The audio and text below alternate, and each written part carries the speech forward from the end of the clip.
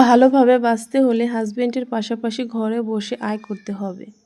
Hello everyone, আসসালামু আলাইকুম। কেমন আছেন সবাই? আশা করি ভালো আছেন আপনারা সবাই। আলহামদুলিল্লাহ, আমিও খুব ভালো আছি। আমার আজকের ভিডিওটা আপনাদের সাথে শেয়ার করলাম।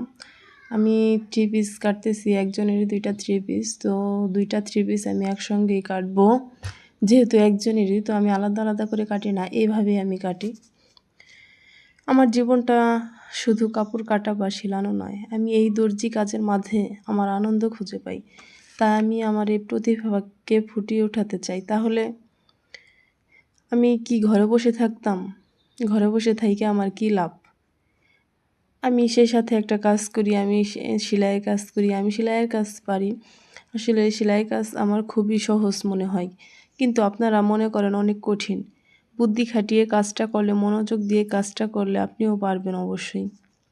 আমি সেলাই কাজকে খুবই ভালোবাসি এবং আগ্রহ দিয়ে করি। এই ভালোবাসাটাকে আমি আমার মনের ভিতর ফুটিয়ে ওঠাতে চাই। আমার মা একজন দর্জি ছিলেন। আমি ছোটোবেলা থেকে মাকে দেখেছি যে মা সেলাইয়ের কাজ করতো। আমি মার কাছে কিছুই শিখিনি। আমার মা আমাকে কিছু শেখায়ও নি, আমি শিখিও নি আগ্রহ দিয়ে।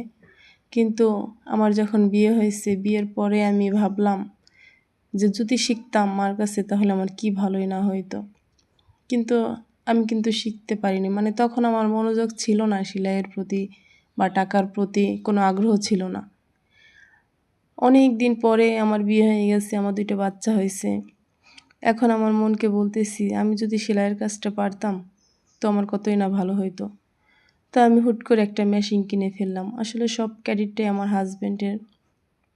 আমার হাজব্যান্ড আমাকে একটা মেশিন কিনে দেয়, পা মেশিন।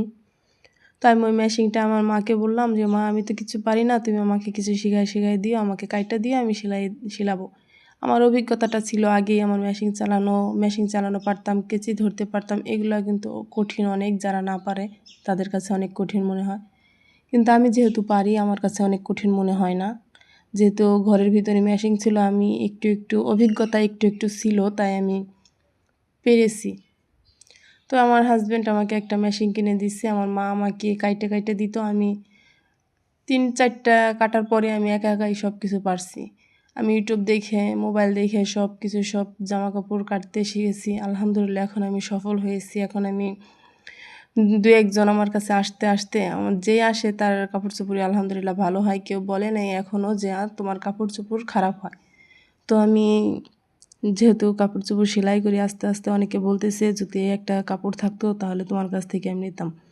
এরকম করতে আমার হাজব্যান্ডের কাছে আমি কথাটা শেয়ার করি। তখন আমার হাজব্যান্ড বলে আমাকে যে তুমি কিছু কাপড় আনো। পরে আমার হাজব্যান্ড আমাকে কিছু টাকা দেয়, আমি ওই টাকা দিয়ে আমি কয়েকটা কাপড় চোপড় আনি। আমার ভিডিওতে আছে ফ্রেন্ড, তোমরা দেখো যে আমার ভিডিওতে আছে আমি যে একটা ব্যবসা করি, ওই ব্যবসাটা আমি আমার ভিডিওতে দিয়ে দিছি। তোমাদের মন চাইলে আমার আইডিটা তোমরা ঘুরে আইসা দেখতে পারো। আমি জীবনে সফল হইতে চাই, সেই জন্য তোমাদের কাছে আমি শেয়ার করতেছি। আমি চাই আমার মতো তোমরা হও। তো আমি এখন একটা ব্যবসাও করি, সেলাইয়ের কাজের পাশাপাশি সেলাই কাজটাও করতেছি, একটা ব্যবসাও করতেছি। ব্যবসাটা আলহামদুলিল্লাহ তোমাদের দোয়ায়, সকলের দোয়া, আমার সৃষ্টিকর্তা মহান রব্বুল আলামিন আমাকে তৌফিক দিয়েছেন। আলহামদুলিল্লাহ আমার ব্যবসাটা এখন বড় হয়েছে। তো তোমরা দোয়া করো আমার ব্যবসাটা যেন আরও বড় হয়, আমি যেন জীবনে সফল হইতে পারি। তো এখন আমি আলহামদুলিল্লাহ সব কিছুই করতে পারি, সব জামা কাপড়ই কাটতে পারি, সেলাইতে পারি, যত ডিজাইন আছে আমি সব কিছুই করতে পারি। তোমরা চাইলেও সব কিছুই করতে পারবা। মেয়েরা চাইলে এমন কোনো জিনিস নাই যে মেয়েরা না পারে। শুধু আমরা মনে করি যে ছেলেরাই অনেক কষ্ট করে, ছেলেরাই কষ্ট করার জন্য তৈরি হয়েছে, ছেলেরাই সংসার চালাবে। না বন্ধুরা, একেবারে ভুল। মেয়েরাও চেষ্টা করলে সাফল্যের পথে এগিয়ে যেতে পারে, মেয়েরাও একটা সংসার চালাতে পারে। আমি হয়তো বা আমার সংসারে কোনো টাকা পয়সা দেই না, যেহেতু আমার হাজব্যান্ড আমাকে কোনো টাকা পয়সা আমার সংসারে খরচ করতে দেয় না, আমার টাকাগুলো আমারই থাকে। কিন্তু আমার হাজব্যান্ড আমাকে সব সময় টাকাগুলো দিয়ে দেয় সংসার খরচের জন্য। আমার হাজব্যান্ড বাইরে থাকে, তবু আমি, অনেকে বলে তোর হাজব্যান্ড বাইরে থাকে, তুই কেন এই এত কষ্ট করিস? কিন্তু আমি কি সত্যিই কষ্ট করতেছি? কিন্তু আমার মনে হয় না যে আমি কষ্ট করতেছি। আমার মনে হয় আমি জীবনে একটা বাস্তব জীবনে আমার কিছু সুন্দর মুহূর্ত আমি কাটাইতেছি। হয়তোবা আমি ঘরে বসে থাকতাম, শুয়ে থাকতাম, বসে থাকতাম, কারোর সাথে গল্পগুজব করতাম, মোবাইল টিপতাম। এতে কি হইতো? আমার ২ টা পয়সা আমার হাতে আসতো না। এটা হলো আমার নিজের একটা দক্ষতা, আমার নিজের রোজগারের টাকা আমার কাছে আসে। এই যে আমি থ্রি পিস কাটতেছি, এই থ্রি পিসটাও কিন্তু আমার কাছ থেকেই নিছে আমার কাস্টমার। আমি কিন্তু এখন কাপড়-চোপড় বানাই সারতে পারি না। আমার অনেক কাস্টমার আসে, সব কিছুই আসলে আমার আল্লাহর দান। এত কিছুর মধ্যেও তোমাদের কাছে আমার ছোট্ট একটা অনুরোধ, বন্ধুরা, আমার ভিডিওটা তোমরা পুরোপুরি দেখবে এবং আমার এই ভিডিওটা যদি তোমাদের ভালো লাগে, আমার ভিডিওটা দেখার শুরুতেই তোমরা আমার ভিডিওটাকে একটা লাইক করে দিও এবং আমার এই কথাগুলো যদি তোমাদের ভালো লাগে, মনে ধরে কোনো অংশ যদি একটু ভালো লাগে, তাহলে আমার চ্যানেলটা অবশ্যই তোমরা সাবস্ক্রাইব করে আমার পাশে থাকবে।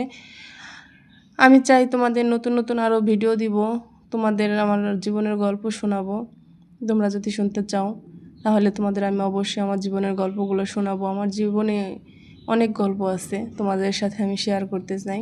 তোমরা আমাকে বইলো যদি আমার গল্পটা তোমাদের শুনতে মন চায়।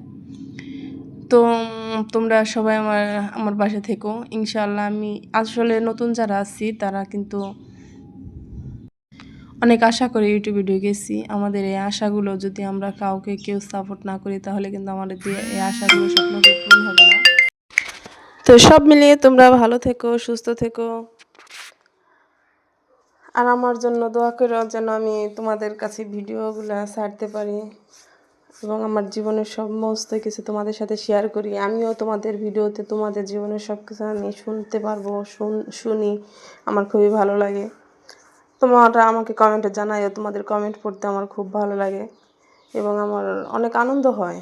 আমিও তোমাদের কমেন্ট পড়ি, পুরো ভিডিও দেখি, আমার ফ্রেন্ডদের সাথে আমি অনেক কিছু শেয়ার করতে পারবো। মানে আমার ফ্রেন্ডরা আমার অন্যরকম মনে হয়। খোদা হাফেজ, আল্লাহ হাফেজ, আমাদের জন্য দোয়া করো।